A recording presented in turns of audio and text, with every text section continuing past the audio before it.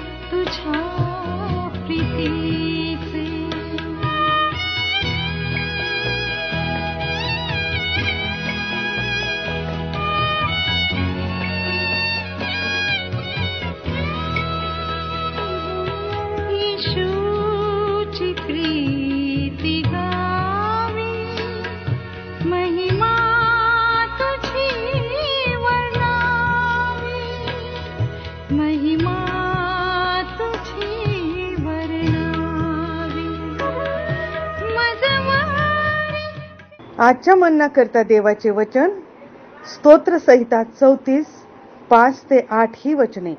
स्तोत्र 34 5 ते 8 ही वचने.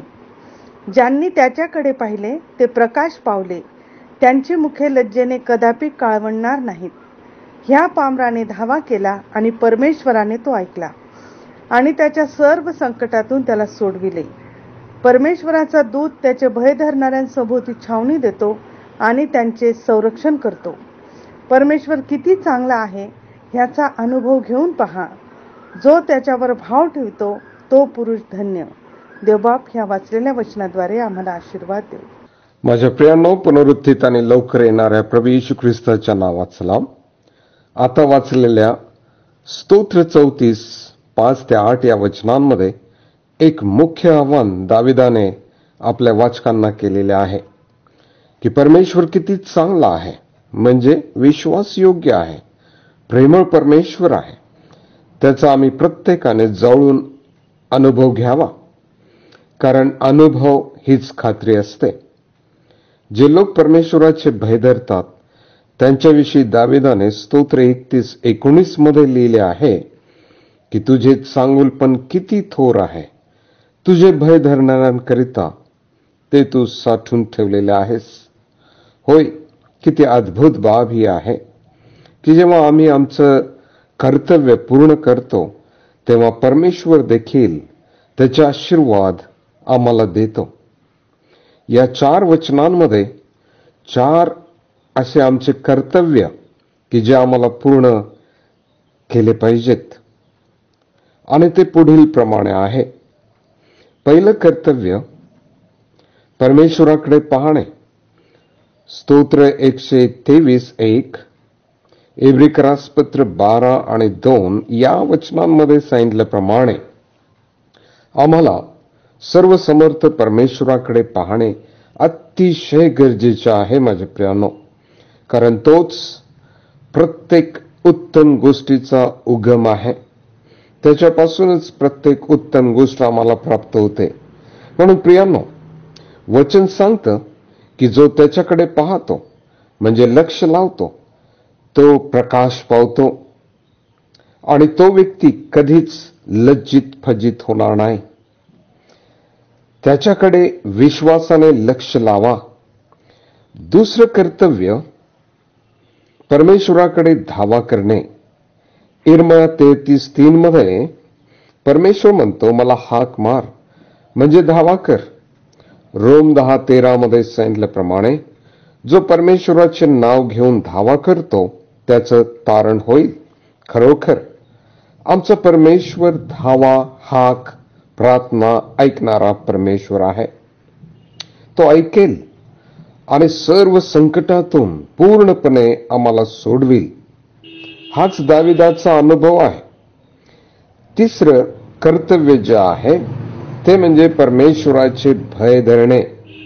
त्याचा अर्थ आम्ही त्याचा आदर मान करावा आणि तो पवित्र, जिवंत, न्यायी असल्या कारणाने आमच्या अन्याय अपराधांमुळे तो आम्हाला शिक्षा करणार. म्हणून भय बाळगा. आणि त्याचा फायदा अथवा लाभ जो आहे तो म्हणजे त्याचे दूत भय धरणाऱ्या सभोवती छावणी देतात आणि त्यांचे संरक्षण ते दूत करतात.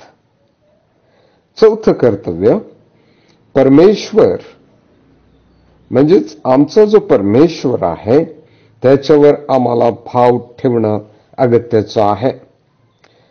त्याच्यावर अवलंबून राहणे हे महत्वाचं आहे. ज्या प्रकारे लहान बाळ दुधासाठी आईवर अवलंबून असते, त्याच प्रकारे प्रियानो आम्हाला देखील आमच्या परमेश्वरावर अवलंबून असणे अगत्याचं आहे. प्रियानो, सार हाच आहे की जो व्यक्ती परमेश्वराकडे नित्य पाहतो, त्याचा धावा करतो, त्याचं भय बाळगतो आणि त्याच्यावर भाव ठेवतो, तो धन्य आहे, म्हणजेच आशीर्वादित आहे अथवा सुखी आहे. प्रभू या वचनाप्रमाणे चालण्यास आम्हा प्रत्येकाला सहाय्य करो. प्रार्थना करूया. प्रिय स्वर्गातील पित्या, कृपा करून आम्हाला सहाय्य कर की आम्ही आमचं लक्ष केवळ तुझ्याकडे आणि तुझ्याचकडे लावावे. त्याच प्रकारे आम्ही सतत तुझा धावा करावा, तुझे भय बाळगून तुझ्यावर संपूर्णपणे भाव ठेवावा. म्हणून आम्हाला सहाय्य कर. प्रभू येशू ख्रिस्ताच्या नावाने मागतो, म्हणून तू ऐक. आमेन.